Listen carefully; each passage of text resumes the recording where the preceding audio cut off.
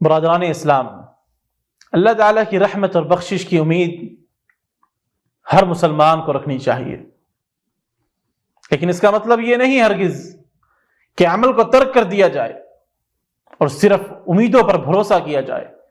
امام طبرانی رحمہ اللہ نے اس حقیقت کی جانب اشارہ کرتے ہوئے فرمایا: ان قوما الہتہم امانی المغفرہ ورجاء الرحمہ حتی خرجوا من الدنیا ولیست لهم اعمال صالحہ۔ بعض لوگ مغفرت کی امید میں ایسے مشغول ہوئے کہ اعمال صالحہ کو ترک کر بیٹھے اور دنیا سے اس حالت میں رخصت ہوئے کہ ان کے پاس نیک اعمال کی صورت میں کچھ بھی نہ تھا۔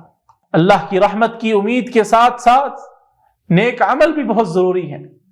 قرآن حکیم میں مالک الملک نے فرمایا ہے: فَمَنْ كَانَ يَرْجُو لِقَاءَ رَبِّهِ فَلْيَعْمَلْ عَمَلًا صَالِحًا وَلَا يُشْرِكْ بِعِبَادَةِ رَبِّهِ أَحَدًا۔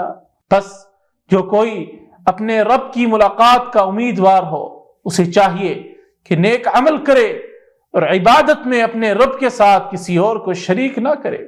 اس کا مطلب ہے کہ ایمان کی تکمیل کے لیے عمل صالح اور توحید لازم و ملزوم ہے۔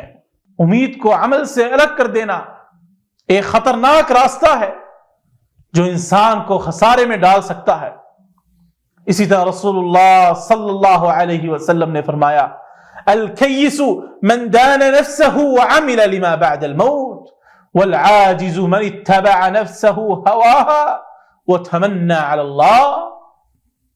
عقل مند وہ ہے جو اپنے نفس کو قابو میں رکھے اور آخرت کے لیے عمل کرے، جبکہ نادان وہ ہے جو اپنے نفس کو خواہشات کے پیچھے لگا دے اور اللہ سے بے بنیاد امیدیں رکھے۔ اس سے واضح ہوتا ہے کہ صرف امیدوں سے کچھ نہیں ہوگا، بلکہ عمل، عبادت اور اللہ سبحانہ و تعالیٰ کے احکام کی پیروی ضروری ہے۔